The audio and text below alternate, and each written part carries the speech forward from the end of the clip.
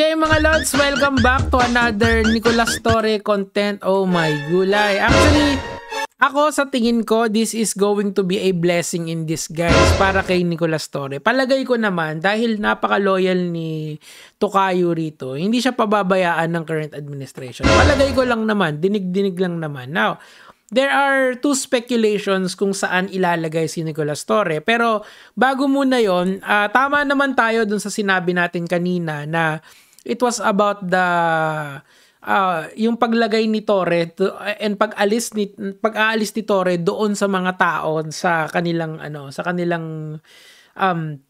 sa posisyon. Okay, so yung nagka-problema talaga siya kay Napolcom. Now, liliwanagin yan ng dating, PNP chief na si Senator Ping Lacson. Pakinggan natin. Torre Tuesday acting beyond his authority. Yun. In a statement on Tuesday, August 26, Lacson says Torre went beyond his powers when he unilaterally relieved his second-in-command, Police Lieutenant General Jose Milencio Nartates. Okay, so accurate pala na gusto niya kasi maglagay ng tao niya, which is, ako, naiintindihan ko si Torre kung bakit niya gustong gawin yon. Pero of course, kailangan dumaan ko muna doon sa proseso ng DILG. Kailangan idaan mo muna yon kay Secretary John Vic, tapos titingnan natin kung pasok yung kung ma-approve yun or hindi. So, ang nangyari, tinanggal niya na lang, nagkaroon sila ng parang clash doon kasi hindi siya sumunod doon sa masasabi nating protocol para tanggalin or lagay sa pwesto ang isang opisyales sa PNP. So, and nag-decide na si Pangulong Marcos doon. Siguro hindi talaga para sa kanya yung posisyon ng PNP chief. Kasi nga, again, ang tatandaan lagi natin, ang DILG ang manager ng PNP. End of the day, sila yung sila yung superior sa PNP chief and hindi pwedeng mag-alis na lang ng tao si General Nicolas Torre kung hindi niya gusto. Now, saan ba ilalagay ngayon si Nicolas Torre? Marami po kasing nagsasabi na ilalagay daw siya as a government as a government official, okay, appointed, hindi na sa kapulisan. Pero there are some people saying na ilalagay daw siya as the new NBI chief. Ito. So kasi nag-resign na po kasi si Judge Jaime B. Santiago. Actually, kung ang qualification ata ng isang NBA director, as far as my research is concerned, kailangan yata may alam ka sa abogasya or may alam ka sa batas. So, kailangan lawyer ka, kailangan abogado ka. So, I do not think na qualified dito si PNP Chief Nicolas Torre. Although, ang alam ko sa police, nag-aaral naman sila ng batas doon, pero not as deep as lawyers. But, again, this is kasi appointed kasi ito ng presidente. End of the day, all of these people are at the mercy of the president or at his convenience. Kung gusto kanyang ilagay doon, kung ayaw kanyang ilagay doon, ayos lang. Walang problema yon. So, tingnan na lang natin. I did a little bit of, alam mo yun, parang tinry kong chumismis dun sa mga tao dyan. Sabi nila wala pa daw. Okay, so tingnan natin. Hindi nila kasi sinabi sa akin na imposible, pero sinabi lang nila na wala pa.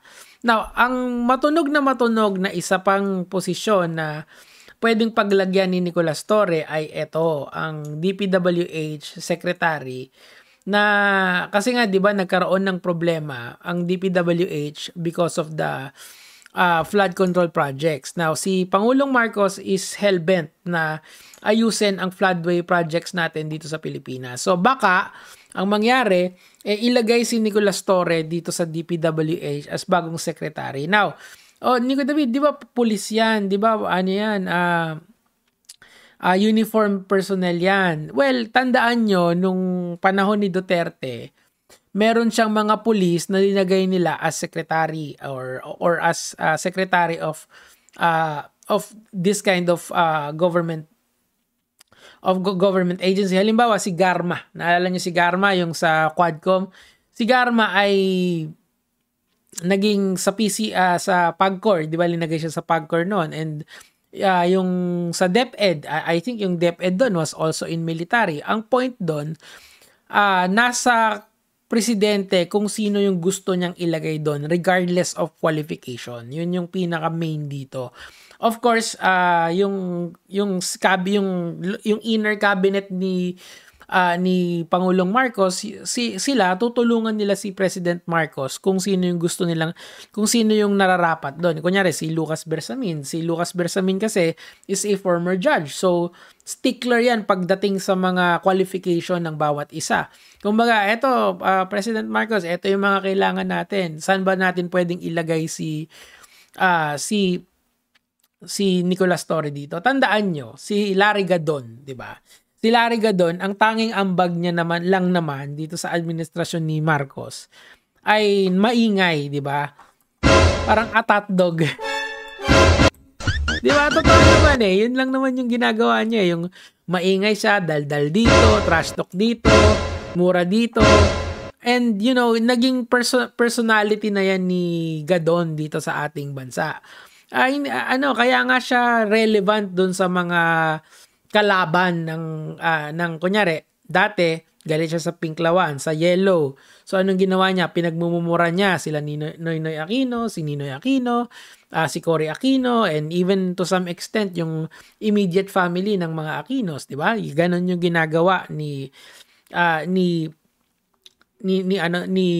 Gadon. Pero end of the day, nagkatanggalan lahat ng secretary, nag-reshuffle sila, pero nandun pa rin si Gadon. I guess, ang point ko doon kasi, nire-rewardan yung loyalty ng isang tao sa gobyerno ni Marcos. Kasi nga, you really need people who you can trust.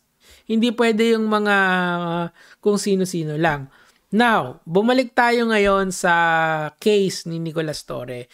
Si Nicolas Torre ay isang loyal na servant or talagang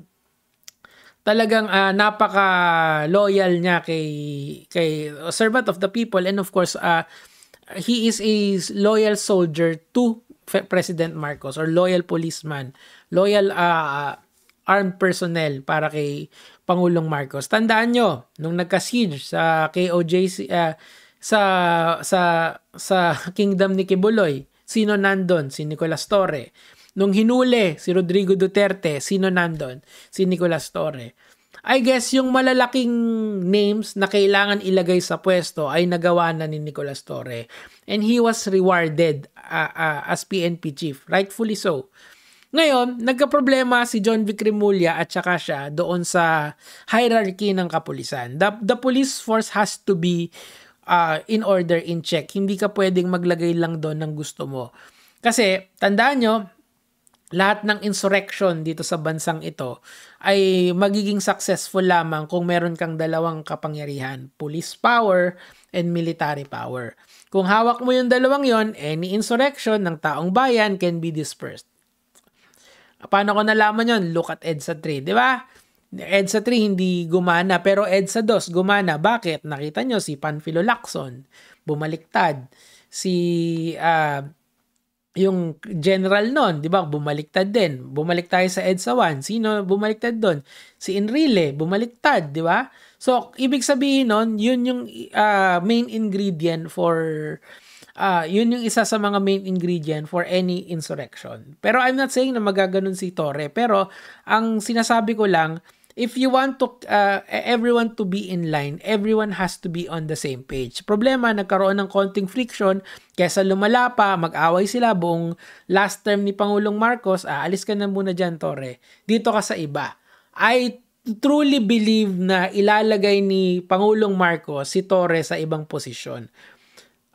Ano yung qualification niya? Because of loyalty. Because he is a very good and loyal armed personnel para kay Pangulong Marcos. Maybe this is his next step sa career niya. He deserves it. Ako sasabihin ko sa inyo. Because kung nagawa niyang rewardan si Gadon, dapat re-rewardan niya rin ang someone like si Nicolas Torre na hindi lang katakot-takot na bash ang inabot niya sa mga vloggers ng mga Duterte. Hindi lang yun. His life is threatened, and of course, sabi nga nila, pag alis daw ng Marcos administration, uulanin daw siya ng kaso. So you see how precarious the situation is for Torre. So good luck sa'yo, Tukayo. I will always support Nicolas Torre kasi of his loyalty to the president and of course to us Filipino kasi he did what is right at hinuli niya si Rodrigo Duterte. Yun lang naman po yung sa akin for today, Gege mga Lods.